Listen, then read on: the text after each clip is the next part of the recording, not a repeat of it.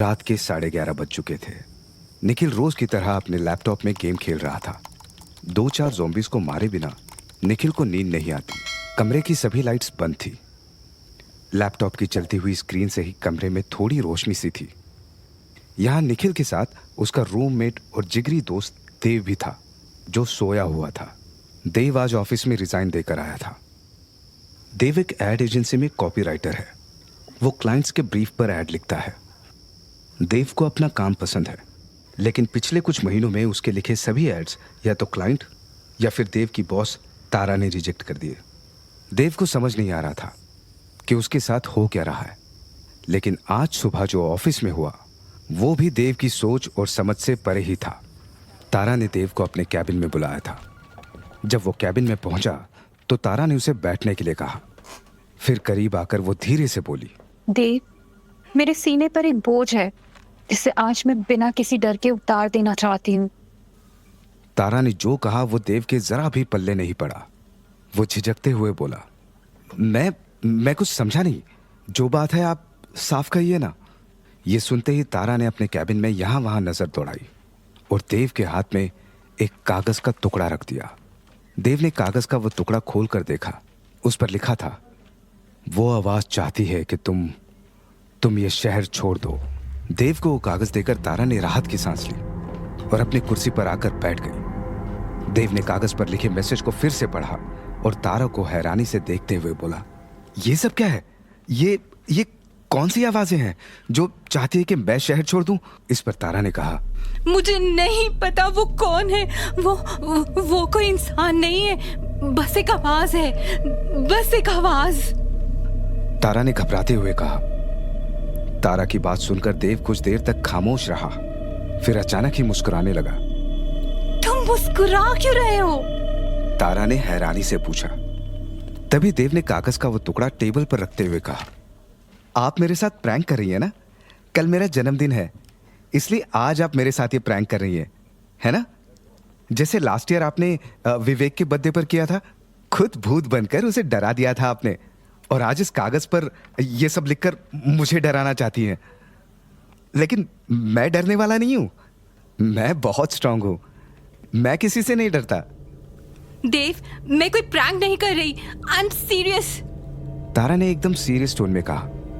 फिर वो आगे बोली, ये सब कुछ महीनों पहले ही शुरू हुआ था। एक सुबह मैं उठी और मुझे एक औरत की आवाज आने लगी। मैं हर वक्त उसे अपने आसपास फील कर सकती हूँ। उसी के कहने पर मैंने तुम्हारे लिखे सभी एड्स को रिजेक्ट किया। वो चाहती है कि तुम यहाँ से चले जाओ। आप कुछ भी कहेंगी और मैं मान लूंगा, देव थपक से बोला। तभी तारा ने गुस्से में कहा, तुम्हें मानना पड़ेगा। सुना तुमने? मानना पड़ेगा तुम्हें। इतना कहकर तारा ने खुद को शांत किया और फिर भर आए गले से बोली, उसने मुझे धमकी दी है देव। वो मेरी बेटी को। कहते हुए तारा की आंखों में आंसू उतर आए थे। आपने मुझे ये सब पहले क्यों नहीं बताया? देव ने पूछा। मुझे समझ नहीं आ रहा था कि ये सब तुमसे कैसे कहूँ। ये बात ही इतनी अजीब है कि कोई भी इस पर यकीन नहीं करेगा, लेकिन मैं सच कह रही हूँ देव, मेरा यकीन करो। तारा की ये हालत देखकर देव को उस पर यकीन आ गया था, लेकिन उसे समझ नहीं आया कि ये कौन औरत है जो चाहती है कि वो ये शहर छोड़ दे, और क्यों। तारा ने खुद को संभाला और देव की तरफ देखते हुए कहा, मुझे लगा था कि बार बार रिजेक्ट होने के बाद तुम खुद से रिजाइन कर दोगे, लेकिन ऐसा नहीं हुआ। तुम प्लीज रिजाइन कर दो और यहाँ से चले जाओ। अगर आज तुम नहीं गए ना तो वो आवाज, वो औरत, वो जो भी है, वो मेरी बेटी को वो कुछ भी कर सकती है देव। देव ने तारा पर यकीन कर लिया था। फिर उसने ज्यादा नहीं सोचा, बस रेजिग्नेशन लेटर पर साइन किया और तारा को लेटर देकर बोला, उस आवाज ने कुछ तो कहा होगा, कुछ ऐसा जिससे मैं समझ सकूं कि वो कौन है और आखिर मुझसे क्या चाहती है। तारा ने अपने दिमाग पर जोर डाला और याद करने की कोशिश करने लगी, लेकिन उसे ऐसा कुछ भी याद नहीं आया जो देव के मतलब का हो। कुछ देर बाद बिना कुछ कहे देव उठा और कैबिन से जाने लगा। तभी तारा को कुछ याद आया और वो झट से बोली, देव, याद आया, उसने उसने एक बार कहा था कि तुम्हारी हवेली को तुम्हारा इंतजार है। हवेली को? हवेली? लेकिन मेरी तो कोई हवेली नहीं है, देव ने हैरानी से कहा था। इधर अंधेरे कमरे में निखिल अभी भी ज़ोंबीज पर अटैक कर रहा था और देव सोया हुआ था, लेकिन चैन से नहीं। उसके माथे से पसीना टपक रहा था और चेहरे पर बेचैनी थी। लग रहा था जैसे वो कोई डरावना ख्वाब देख रहा है। फिर अचानक ही कुछ अजीब सा हुआ।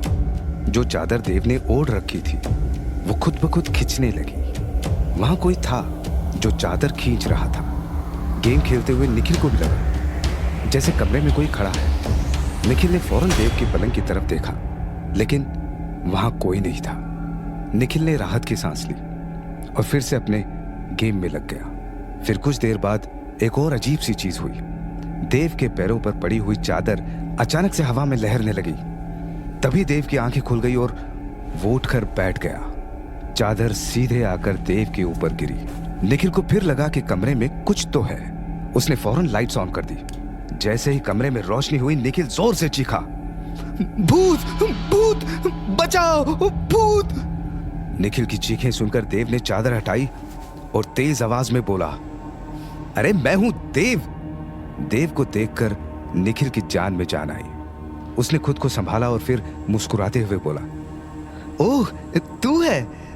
मुझे लगा कोई भूत भाई साहब है, लेकिन तू अभी तो सोया हुआ था ना, फिर अचानक से ऐसे उठकर। अपनी बात को पूरी करने से पहले ही निखिल रुक गया। वो देव के पास आकर बैठा और उसके कंधे पर हाथ रखकर बोला, फिर से वही बुरा ख्वाब देखा? हाँ यार, फिर से वही ख्वाब, वही हवेली, वही लोग, वही मौत का तांडव। यार पता नहीं ये ख्वाब कब मेरा पीछा छोड़ेगा। अगर तेरा ख्वाब किसी दिन सच हो गया तो? देख, मैं ऐसा नहीं कह रहा। वो दादी कहा करती थी कि बार बार आने वाले ख्वाब सच होते हैं, निखिल ने कहा। यह सुनकर देव हर बात की तरह चिढ़ते हुए बोला, ये तू बार बार ये क्यों बोलता है? मैं इन सब चीजों में नहीं मानता। ये बस एक बुरा ख्वाब है और कुछ नहीं। अच्छा ठीक है, ये बस एक बुरा ख्वाब है, लेकिन आज जो ऑफिस में हुआ, तेरी बॉस तारा ने आज तुझसे जो भी कहा उस आवाज के बारे में, उसका क्या? तारा झूठ तो नहीं बोल रही थी ना? निखिल के सवाल पर देव कुछ देर खामोश ही रहा। उसने टेबल से अपनी पानी की बोतल उठाई और पानी पीकर बोला, तारा झूठ नहीं बोल रही थी, लेकिन कोई साइकोलॉजिकल कंडीशन भी तो हो सकती है। क्या पता तारा मुझे जॉब से निकालना चाहती हो और इसलिए उसने अपने मन में एक भूत का कैरेक्टर गढ़ लिया, जिसके कहने पर मेरे लिखे सारे एड्स रिजेक्ट कर दिए ताकि मैं खुद ही रिजाइन कर दूं, क्योंकि मेरे कॉन्ट्रैक्ट में लिखा हुआ है कि 2 साल से पहले वो मुझे जॉब से निकाल सकती है। और देख मैंने आज खुद ही रिजाइन किया। तो तू कह रहा है कि तारा को साइकोलॉजिकल इशू है, पर वो हवेली वाली बात, वो उसने क्यों कही? तेरी तो कोई हवेली नहीं है, लेकिन तुझे बार बार एक हवेली का सपना जरूर आता है। तारा को तेरे इस सपने के बारे में नहीं पता, फिर उसने हवेली का जिक्र क्यों किया? देव के हाथ से पानी की बोतल लेते हुए निखिल ने पूछा। निखिल ने जो कहा वो सुनकर देव का सर ही घूम गया। उसे याद आया कि कुछ वक्त पहले ही अपने इस सपने के बारे में उसने तारा को बताया था। मतलब तारा ने आज ऑफिस में जो भी कहा वो सब झूठ था और उसने प्लान बनाकर मुझे जॉब से निकाला है, देव ने मन ही मन खुद से कहा। जब देव ने निखिल को यह बताया कि उसे भी यकीन आ गया कि तारा ने एक झूठी कहानी बनाकर देव को जॉब से निकाला है।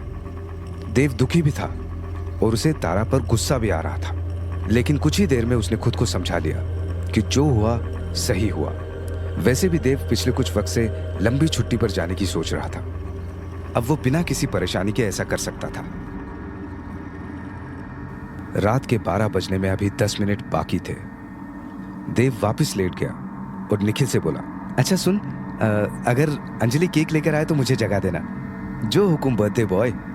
निखिल ने कमरे की लाइट्स ऑफ करते हुए कहा और फिर से ज़ॉम्बीज पर अटैक करने लगा। देव ने भी आंखें बंद कर ली, लेकिन अगले ही पल उसने हैरानी से आंखें खोली और गौर से कमरे की छत को देखने लगा। देव को अपनी आंखों पर यकीन नहीं हुआ। कमरे की छत पर एक साया था,